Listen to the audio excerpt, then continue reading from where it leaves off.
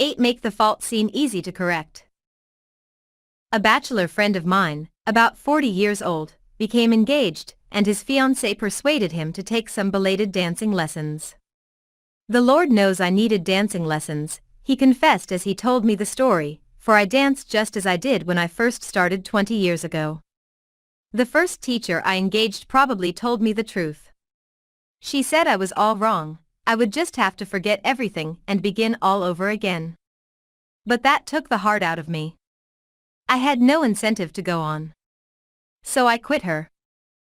The next teacher may have been lying, but I liked it.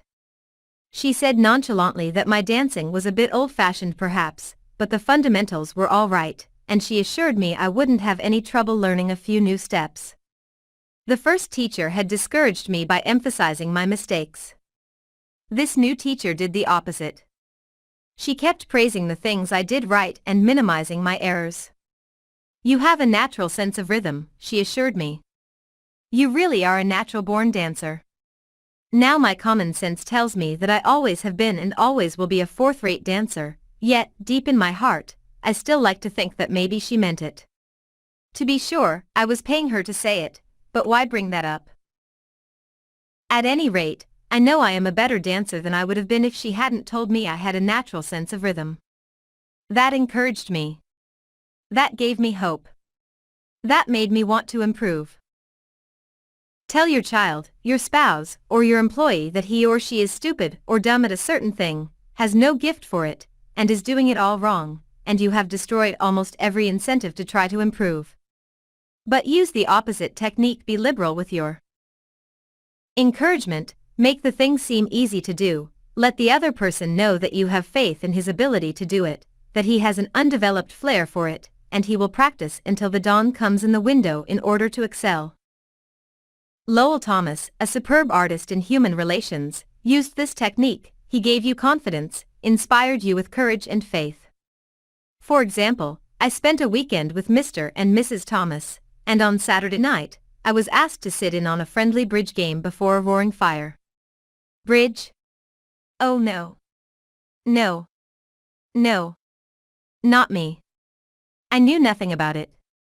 The game had always been a black mystery to me. No. No. Impossible?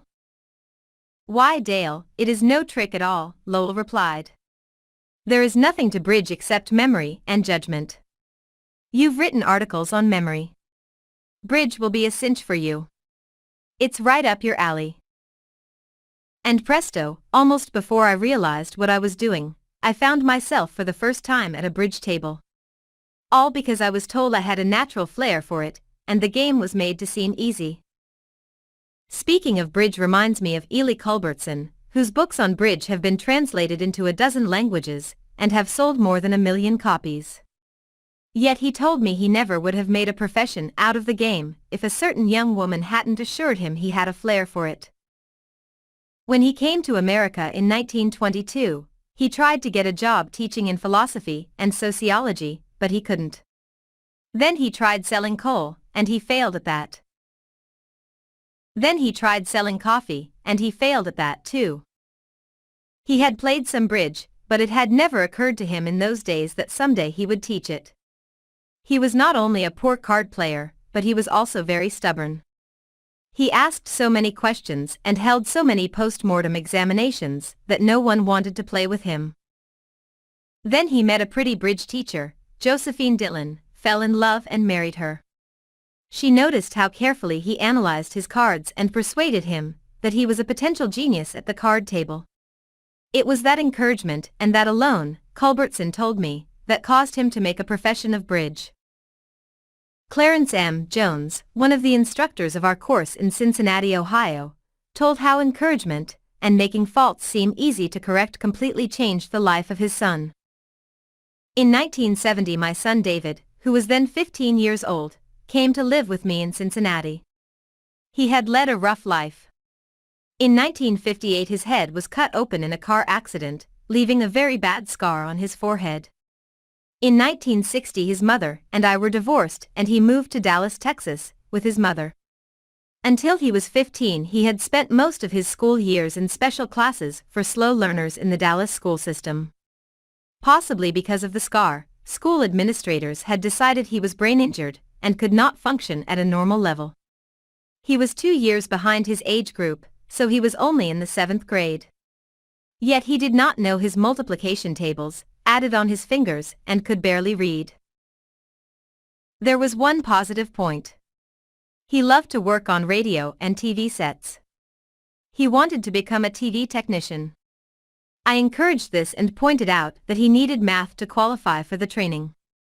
I decided to help him become proficient in this subject.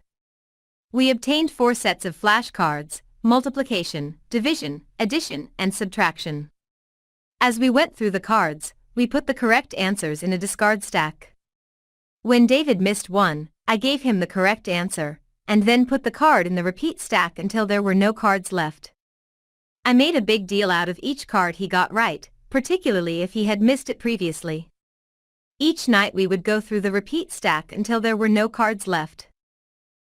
Each night we timed the exercise with a stopwatch. I promised him that when he could get all the cards correct in 8 minutes with no incorrect answers, we would quit doing it every night. This seemed an impossible goal to David. The first night it took 52 minutes, the second night, 48, then 45, 44, 41, then under 40 minutes. We celebrated each reduction. I'd call in my wife, and we would both hug him, and we'd all dance a jig. At the end of the month he was doing all the cards perfectly in less than 8 minutes. When he made a small improvement he would ask to do it again. He had made the fantastic discovery that learning was easy and fun. Naturally his grades in algebra took a jump. It is amazing how much easier algebra is when you can multiply. He astonished himself by bringing home a B in math. That had never happened before. Other changes came with almost unbelievable rapidity. His reading improved rapidly, and he began to use his natural talents in drawing. Later in the school year his science teacher assigned him to develop an exhibit. He chose to develop a highly complex series of models to demonstrate the effect of levers. It required skill not only in drawing and model making, but in applied mathematics. The exhibit took first prize in his school's science fair, and was entered in the city competition, and won third prize for the entire city of Cincinnati. That did it. Here was a kid who had flunked 2 grades, who had been told he was brain damaged, who had been called Frankenstein by his classmates and told his brains must have leaked out of the cut on his head.